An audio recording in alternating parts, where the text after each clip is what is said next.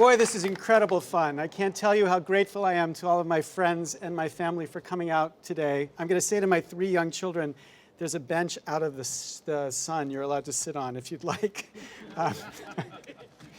So 7,303 days ago, two men, Bill Clinton and Newt Gingrich, the most powerful political figures in America at the time, held a town hall meeting right here, right behind this building, trying to find common ground to govern the nation. They didn't have cell phones back then, so they didn't have all the opportunities we had, but what they faced was a government that was divided because the Republicans, for the first time in 40 years, had won the House, and the president was trying to figure out how he was actually going to be able to govern. And after they gave these opening remarks, a man named Frank McConnell raised his hand and asked the first question. And what he asked the president and the speaker was whether they would agree to a blue ribbon commission to study the problem of campaign finance and lobbying reform. The president said, "In a heartbeat, I accept." And the Speaker of the House said, "Let's shake hands." And they stood and they shook hands and promised this community and the nation that they would work hard together to address what people even then had called the cancer on America. Now, because this is New Hampshire, of all the things they talked about, that issue, campaign finance, was the one issue that they built a plaque in the front of this building to memorialize the fact that here on June 11th, 1995, that agreement was made.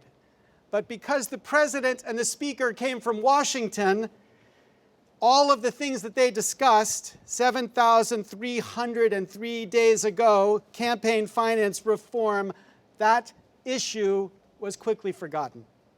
We are here, 7,303 days later, after that bipartisan promise to pick up where those politicians left off. We are here to answer Frank McConnell's question, not with a handshake, but with a movement. Because in the 7,303 days since Frank asked his question, things have only gotten worse in Washington, which means things have only gotten worse for America. Those were the good old days, when it was still possible to imagine government actually doing something. But those days are gone today. Today, the cancer that Bill Clinton and Newt Gingrich were talking about has spread. 7,003 days after they promised to cut it out, the surgeon has not even been called. And so here we are. Here is where we are. Here is the fact about America today. There is no connection between what the average voter wants and what our government does.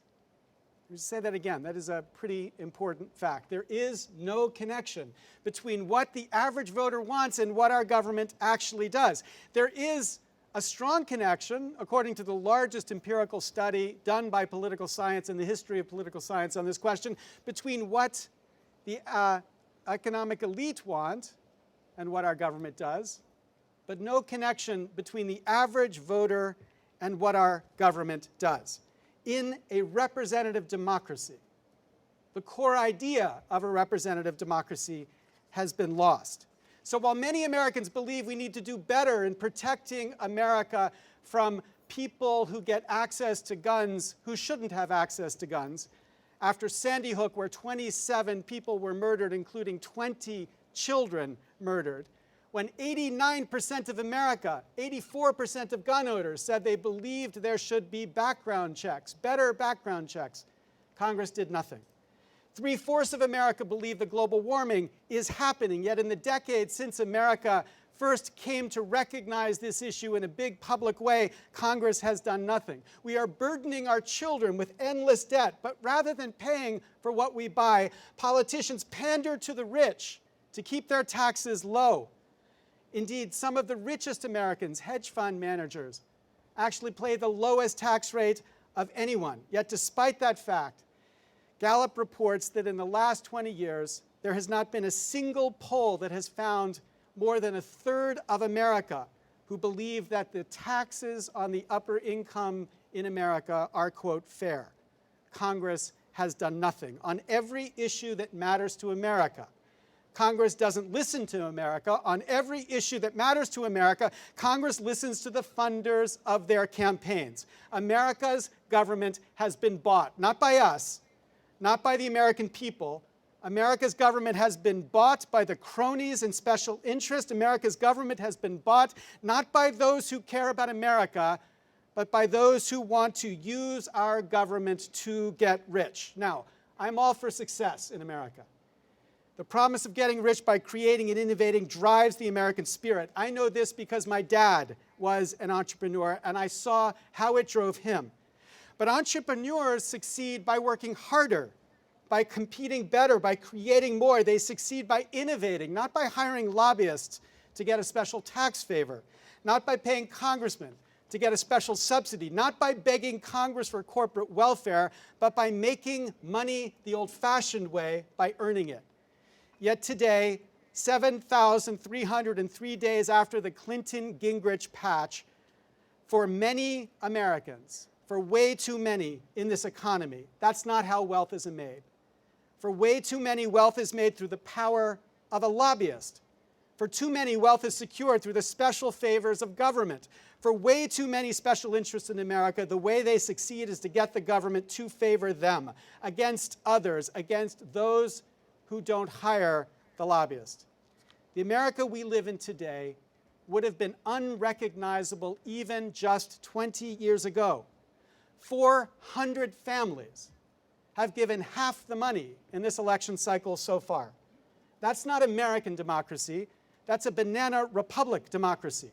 We have a Congress that is dependent on the tiniest fraction of the 1% to fund their campaigns, a Congress that bends over backwards to keep those funders happy, a Congress that is not free to lead because it is bound to its funders, a Congress that has been corrupted by the system they have allowed to evolve for funding their campaigns. This is not a democracy anymore. In no sense of the word is it a representative democracy anymore. The basic commitment of a government dependent on the people, which Madison promised meant not the rich more than the poor, has been betrayed by these politicians. And it is time that we, citizens, not politicians, fight to get it back.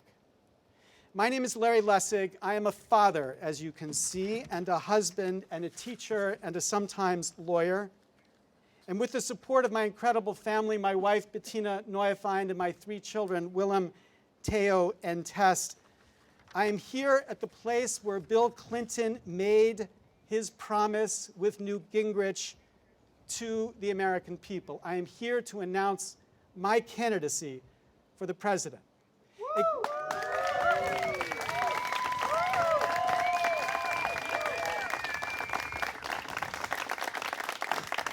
A candidacy that would be different, a candidacy that's focused on the single purpose of getting our democracy back. A candidacy makes a single promise, that I will rally America to build a mandate strong enough to force that Congress to give us a democracy, a mandate so clear that even that Congress could understand it. And after they pass that mandate and start us down the road to a democracy, I would step aside. We will get one change, the fundamental change that will make every other change possible on day one. And then the next great president, whether that's Hillary or Bernie or someone else, will finally have a chance to lead. And after 8,000 citizens raised more than $1 million in less than a month, I will make you this promise. I will give every ounce of my energy and my soul to wage a campaign that will rally America, not just Democrats or Republicans, but all citizens, to this fundamental American idea that in a democracy, all have the right to be equal citizens.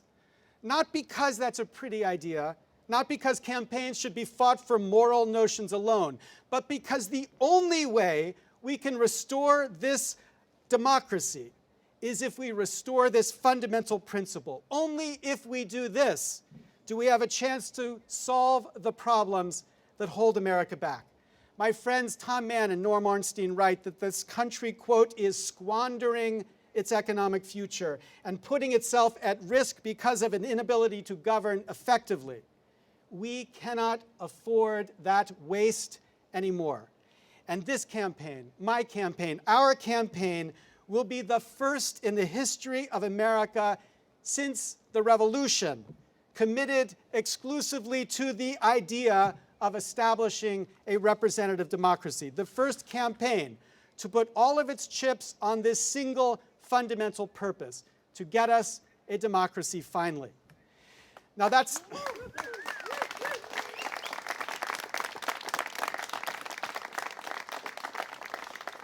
is not to say this is the first time Americans have fought for democracy.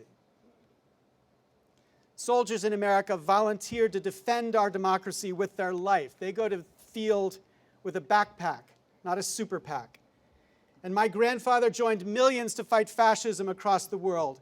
And our forebears fought a revolution to free ourselves from a government controlled by the the aristocrats. We have been fighting for the ideal of equal citizenship since the beginning of America's citizenship. And 7,303 days after the Gingrich-Clinton promise, we have to take up that fight again and finally win. Not for a reform that will happen someday, because someday reforms just never happen in Washington. Instead, we will take up a fight for a reform that will happen on day one. On day one, we will fix our democracy, or maybe we should say we will unfix our fixed democracy to get us a representative democracy that represents us. Because we, the children and grandchildren of Tom Brokaw's greatest generation, must capture again the patriotism and love in their sacrifices. We must promise our children the same patriotism and love. We must finally find a way to make good on the promise, to give them a democracy that works. We must have the courage and the patriotism to rise to an idea that was given to this nation more than 200 years ago, because if we don't, then 7,303 days from now, our children will look back at us, not at two politicians chuckling at how politicians always promise reform someday and never really mean it. Instead, our children will be looking back at us now. And when they do, they will ask us, how could your parents, your grandparents, your great-grandparents sacrifice so much for you, but you couldn't take even the small step, not of going to war, but of politics, to get us a democracy? Because I am certain that question is not a question we want to have to answer. And that's why I am certain, as I see the energy and passion that marks America today, they won't have to ask us that question.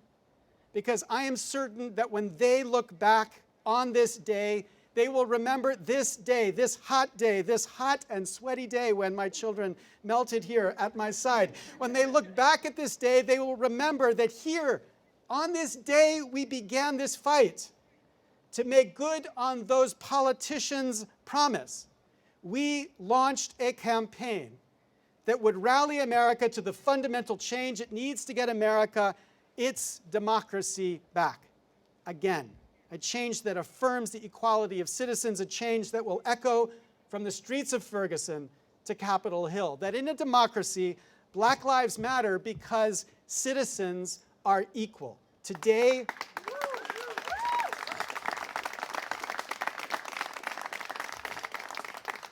we launch a campaign that will make it possible for all of America to be great. Not just Silicon Valley or Hollywood, not just Nashville or Broadway, not just the Heartland or the White Mountains, but even Washington, D.C. Today, we have launched a campaign to give us a government we can be proud of again, because the corruption that calls itself Congress is killing America's dream.